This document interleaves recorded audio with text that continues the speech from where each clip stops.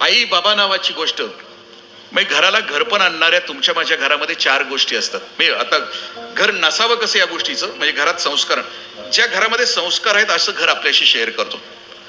माझ्या जिल्ह्यामध्ये वारकरी संप्रदायाचं एक घर आहे. ते घर फुटलंय, विस्कटलंय, पण त्या घरामध्ये आई बाबा नावाच्या गोष्टीचा संस्कार होतो. तो कोणता होतो? 250 वर्ष झालं त्या घरामध्ये एक साधना चालते. ते घर फुटलेलं आहे, विस्कटलेलं आहे, चुलते मालते वेगळे राहिलेले आहेत, पण त्या घरामध्ये एक विठ्ठलाचं मंदिर आहे. 250 वर्ष झालं त्या घरातले जेवढे आहेत ते सगळे आंघोळ करून 10 वर्षाच्या वरचे सगळे त्या विठ्ठलाच्या समोर उपस्थित असतात.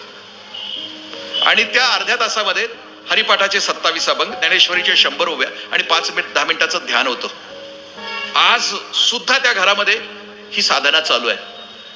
घराला घर पण आहे, घर मंदिर आहे, हे घरात गेल्या गेल्या समजतं. एखाद्या घरामध्ये आपण पोहोचलो की लक्षात येतं की इथं बसावं. बरे नसेल श्रीमंती, घोंगडं असेल, पण बसावं असं वाटतं.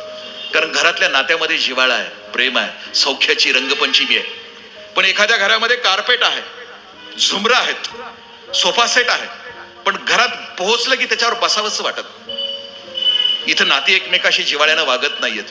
इथं बेडरूम मध्ये भांडणं आहेत आणि दिवाणखान्यामध्ये येऊन नाटकी हसणं आहे. माणूस माणसामध्ये नाही. घर म्हणजे मंदिर नाहीये. घरामध्ये या सगळ्या गोष्टी आहेत. मी ज्या घराचं वर्णन करतो की त्या घरात पाऊल टाकला की लक्षात येतं की इथं बसावं. खूप पॉझिटिव्ह तरंग आहे, खूप तिथल्या संवेदना खूप सकारात्मक आहे. त्या घरातलं वैशिष्ट्य असं आहे की सकाळी 6 ते 6:30 सगळी मंडळी घरातली उपस्थित असतात. पण 10 वर्षाच्या वरच्या सगळ्या मुलांनी उपस्थित राहणं अपेक्षित आहे. पण 10 वर्षाच्या वरचा मुलगा की जो उपस्थित राहत नाही, त्याच्या आई बाबानं त्या दिवशी दिवसभर निर्जला उपवास करायचा. ती आत्ताची आजपर्यंत तिथली कहाणी चालू आहे. माझा मित्र आहे त्या घरातला, माझ्याच वयाचा, तो म्हणतो की इंद्रजित लहान असताना माझ्याकडून 4 ते 5 वेळेला सकाळचा सत्संग चुकला आणि त्या दिवशी माझ्या आईबाबांनी दिवसभर निर्जला उपवास केला होता. मी खेळायला बाहेर जायचो आणि माझ्या लक्षात यायचं की माझे आई बाबा माझ्यासाठी आज उपवासी आहेत. मी पळत घरात यायचो, कोपऱ्यातली काठी घ्यायचो, माझ्या आईबाबांच्या हातात द्यायचो आणि आईबाबांना म्हणायचो की आई बाबा पुन्हा नाही चूक होणार, मी सकाळचा सत्संग नाही चुकवणार, माझ्या पाठीवर वळ हाणावं, पण बाबा मी चुकणार नाही. मला दिलीप असं म्हणतो की इंद्रजित सांग की ज्या लेकराकडून चूक झाली त्या लेकरासाठी आई बाबा घरामध्ये दिवसभर उपवास करत असतील तर त्या घरातलं लेकरू ढाब्यावर येरड करायला जाईल, तंबाखू खाईल, गुटखा खाईल, चुकीच्या माणसाशी संगत करेल, त्याच्या आयुष्यामध्ये दुर्दैव कधी येईल, तो सुदैवामध्ये राहील, तो चांगुलपणामध्ये राहील, त्याच्या आयुष्यामध्ये सगळ्या गोष्टी घडतील. आई बाबा नावाची गोष्ट असं म्हटलं जातं की सगळ्यात पॉवरफुल बॅटरी कोणाची असते तर आईची असते. आईचा स्पर्श.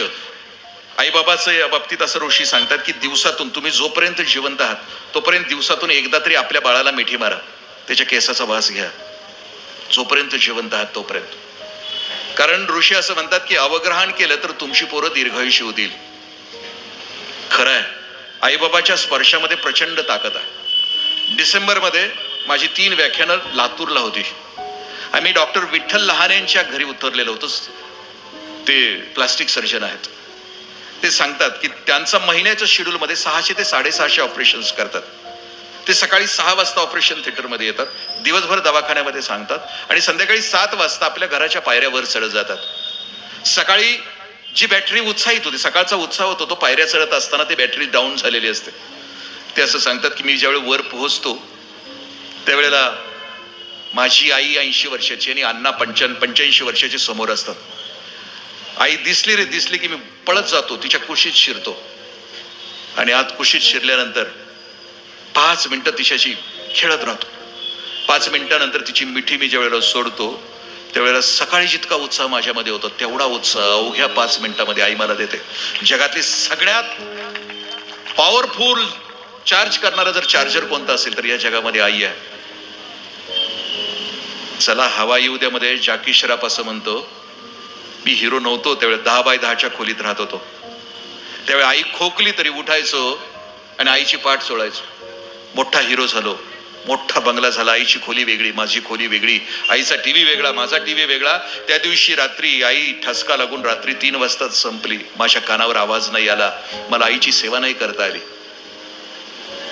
आम्ही आमच्या घरातली ही नाती माझा मित्र खूप श्रीमंत, पुण्यामध्ये आर्किटेक्चर, नवरा बायको गोल्ड मेडलिस्ट, त्यांनी सगळं सोडलंय ना, ते नाझऱ्यामध्ये येऊन राहिलंय, सगळी संपत्ती विकून टाकली, 1 लाखाचं घर दोघांनी बांधलंय, स्वतः विहीर काढली, सगळ्या सुखाचा त्याग केलाय. म्हणजे प्रेशर असताना करोडो रुपये कमवण्याच्या नादामध्ये जे हरवलं होतं ते आता शोधतायत.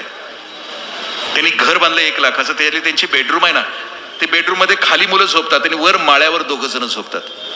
मी त्यांना प्रश्न विचारला की असं का करता? ते असं म्हटले की 16 वर्ष वयापर्यंत लेकरांच्या हृदयाचा ठोक्याचा आवाज आम्हा दोघांना ऐकायचा. ते सांगतात की जे आम्ही पुण्यात असताना, श्रीमंत असताना वेड्यासारखं आर्किटेक्चरचं काम करायचो, पोरांची आमची भेटच व्हायची नाही. आता आम्ही रोज पोरांना भेटतो, रोज रात्री, रोज संध्याकाळी आम्ही भेटतो. जे पुण्याच्या दौलतीत असताना जे सुख आणि आनंद आम्हाला मिळत नव्हता ते सगळं टाकून दिल्यानंतर खरा जीवाभावाचा आनंद या घरामध्ये आम्ही 4 जण भोगता, असं ते सांगत होते.